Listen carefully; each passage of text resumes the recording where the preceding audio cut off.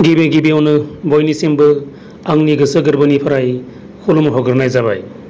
गिबियावनो आंनि बे डिसिबि क्रिएटर चेनेलखौ अनसायनो थाखाय बयनिसिमबो गुरै खावलायहरनाय जाबाय। दानिया सानसेयारि बड'सा खौरांलाइनि दिनैनि थामहिनबा 19 आगस्तनि बिसानाव सोर सोरनि खन्थाइया सेबखांजादों बेखौ फोरमायनो थाखाय लानाय जाबाय। दतमा गोजौसिन फरायसालिनि कुथाल बर'नि बावनो हाया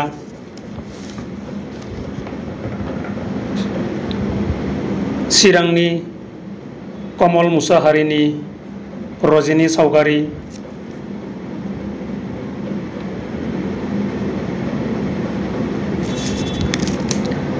उमानन्द गोजौ फरायसालि खासपुरनि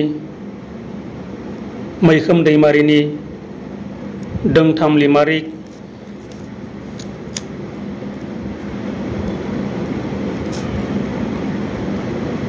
क'क्राझारनि आनामजित बसुमतारिनि बुंस' हालिया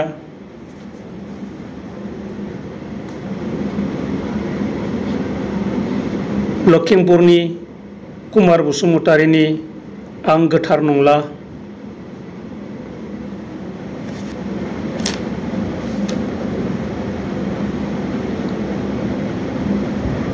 सा थाइगिरगुरि खुंग्रिनि कुमार बसुमतारिनि हावरिया हाफाल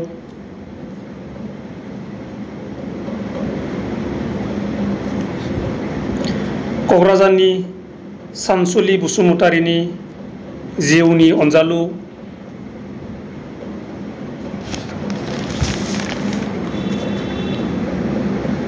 UN एकाडेमि क'क्राझारनि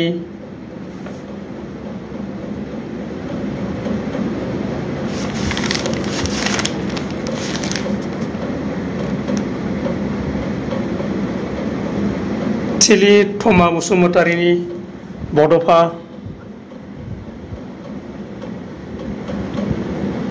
क'क्राझारनि सोमखोर बसुमतारिनि बादारि बाक्सानि रैदोम बर'नि मानो नों रेबा ककिला बनरगाव बिस्वनाथनि सनिया बसुमतारिनि जिख्लाबसे खन्थाइ गहपुर बिस्वनाथनि बिरन्जय मोसाहारिनि समानो सिखाव बाक्सानि सबिराम बर'नि हारिखौ खैफोदाव खोख्लैगोन ना रोखा आरो दिनैनि बिसानाव दोंसे सुंद' सल' फोसावजादों। सुंद' सल'नि मुङानो जाबाय समनि थिननायाव, लिरगिरिनि मुङा जाबाय कामेस्वर बर'। मिजिंथिबायदि सानसेयारि बड'सा खौरांलाइयाव नोंथांनि बेसेन बरा लिरथिखौ अराय दैथायहरबाय थागोन आरो सानसेयारि बड'सा खौरांलाइखौ अराय अनसायलांबाय थागोन। गोजोन्थों।